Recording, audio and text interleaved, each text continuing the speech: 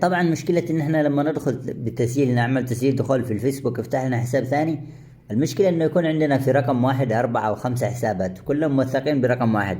يعني لما نعمل تسجيل دخول ونعمل مثلا حتى نسيت كلمة السر يجيب لنا كلمة السر في رسالة. بعد ذلك نقوم بتسجيل دخول يدخل عشوائي على اي حساب، يعني ما يختار حساب معين.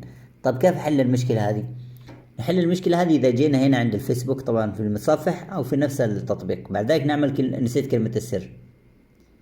بعد ذلك هنا يقول لي ادخل رقم الجوال. رقم الجوال ده هو مرتبط بحسابي في الفيسبوك. أقوم بدخل رقم الجوال هنا. طبعا لازم نركز لما نقوم بدخل رقم الجوال ندخله مع فتح الخط، يعني زي هذا 00966 إذا كنت في السعودية. إذا كنت خارج السعودية لازم تعمل فتح الخط لأي دولة. بعد ذلك تعمل هنا بحث. كما تشاهدون يظهر لي هنا عندي حسابين. طبعا انا عندي الحسابات هذه الاثنين ما فيها صورة، واحيانا يكتب لي الاسم هنا اذا كان عندي نفس الاسم. طبعا هذا الرقم الجوال ما في، انا عملته برقم الجوال ما في اسم ما في صورة. اذا كان الحساب موجود عندي معروف تظهر هنا الصورة، صورة الحسابين، وتظهر هنا الاسماء الاثنين الاسماء حق الحسابات. انا اذا اخترت هذا اعمل له متابعة من هنا. بعد ذلك كما تشاهدون يقول لي هذا أنت، أعمل له نعم موافق هذا أنا.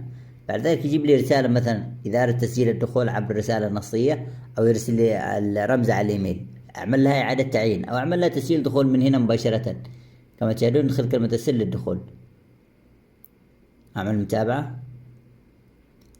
كما تشاهدون أعمل كلمة السر هنا وأعمل تسجيل دخول. طبعا هذا لاستيراد حساب معين، لأنه أحيانا يكون عندنا في رقم واحد 4 أو 5 حسابات.